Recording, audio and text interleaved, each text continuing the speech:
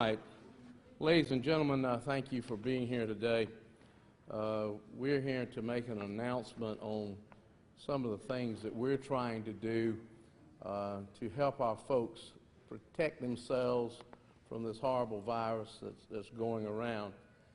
As you know, we have not passed an ordinance mandating that people wear masks. Our goal is to educate people to wear the mask and the reason why. Not going out and trying to fine people for not wearing them, creating issues within the community with a lack of trust between the city and those people in the community. We're trying to develop more of that trust by working with them to make sure they have the opportunity, to wear the mask.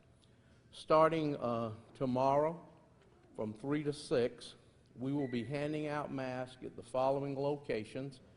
Retail locations, encouraging people who show up without a mask to put a mask on before they go into the store, and we will be giving these masks to them free. We'll be at the Harris Teeter on Westcott Plantation, 9500 Dorchester Road. We'll be at the Walmart Supercenter, 7400 Rivers Avenue, North Charleston. We'll be at the Food Line at 7550 Dorchester Road. We'll be at the Food Line at 1213 Remount Road. We'll be at the Walmart Supercenter at 4920 Centerpoint Drive. We'll be at Save-A-Lot at 5060 Dorchester Road, Save-A-Lot 4411 Durant Avenue, Food Line 4400 Dorchester Road, and the Carter Superstop at the intersection of Rivers Avenue and Cosgrove Avenue, and the Family Dollar at 3315 Rivers Avenue, and the Family Dollar at 2543 Spruill Avenue. Also, our police officers will be riding neighborhoods, and these are mostly neighborhoods where we know we have a lot of child activity, playing, parents may be at work, and where we see these young people and adults that are in groups that do not have masks, we will stop and offer to give them a free mask for them to wear, making them know that they should be wearing them, but also assisting them in accomplishing that. We're not about punishing people. We're about making sure people are aware of what they need to do and working with them to accomplish that. We have just purchased roughly 13,000 masks that we will be handing out. We're in the process of locating more. These are the disposable masks. They're not the ones that you can wear for 4 or 5 days at a time. But it's our effort to make sure that our people truly understand to get in control of this virus. We've got to work together to accomplish that. And so I want to salute our police officers, and our firefighters will be working with us as well. They're volunteering to work in something like this to make sure that our people get the adequate knowledge that they need. We will also be working very heavily with the Hispanic community to make sure that we're in those neighborhoods as well, because we do know that we've seen a growth in the numbers of Hispanics that have come down with the virus, so we'll be working with them as well. I'm going to ask Lydia Cotton to please come forward from the Hispanic community and talk about us working with them, and then I'm going to ask Chief Burgess to come up as well about his police officers. So thank you, Mayor, for your leadership. Gracias, Alcalde, por su liderazgo. The Hispanic community have a responsibility now. We are doing the job in my city of North Charleston. Estamos haciendo el trabajo ahora. Entonces, vamos a traducir toda esta información. We're going to translate all this information so the Hispanic community can be all informed. We've never been left behind, and we will not be left behind now. Nunca nos han dejado atrás y no vamos a estar atrás ahora. Entonces, mañana, tomorrow, vamos a estar caminando con la comunidad y ARPAD para poder movilizar a la comunidad. We're going to be working tomorrow with the North Charleston Police Department para poder movilizar a la ciudad y a la comunidad. Thank you so much for your leadership. You just have to pay attention. Tienes que prestar atención y seguir las instrucciones. We're going to be very active. Y vamos a estar bien activos como debe de ser. Muchas gracias. Thank you.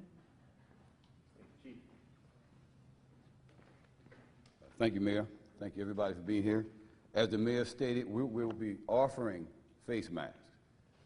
Just want to make sure that everybody in the community has an opportunity to wear one of these, like the mayor stated, offering.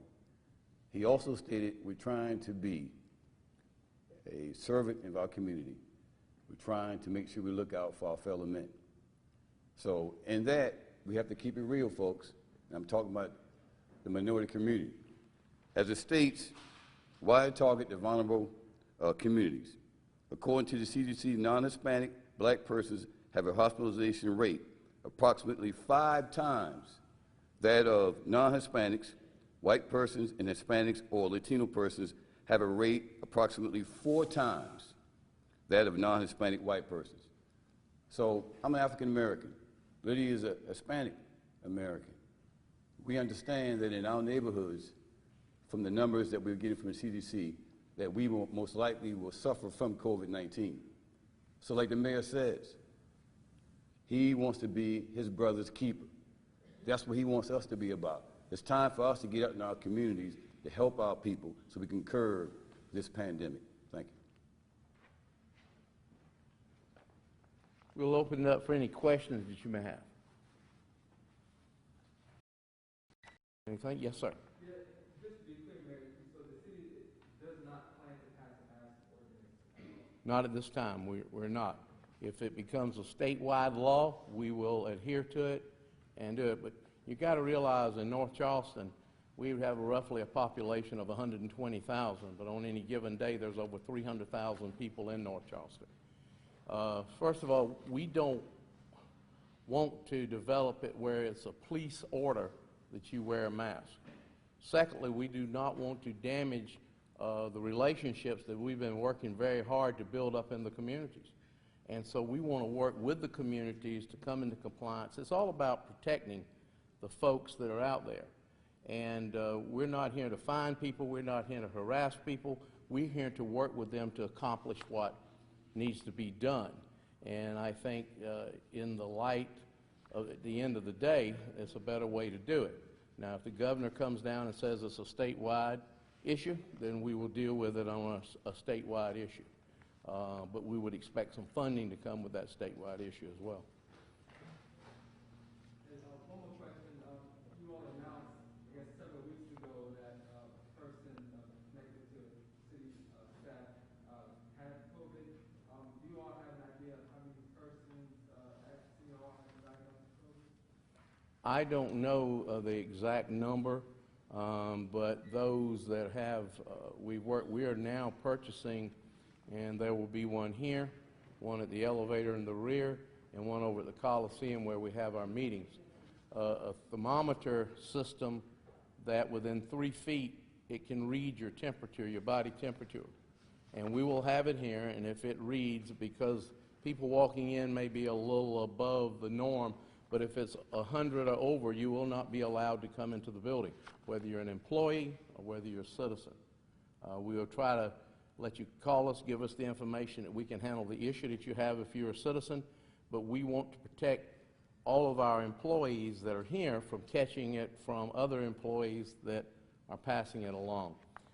The mask is already required, but we want to find a way to project if they have a temperature, go get checked, do something about it before you come into any of our municipal buildings. We probably will use those machines after all this is over, places like our senior centers, so we can help folks that come in and check them as they come in so that we can find out if they have something beyond the time of what we're going through now, that we can help them and find out for them. So there will be usage for it. And if it works, we may end up, and this continues on, we may end up buying more of these machines that can be used in all of our public facilities until we get a line on how we get beyond this as a country and as a world. Thank y'all very much. Appreciate it.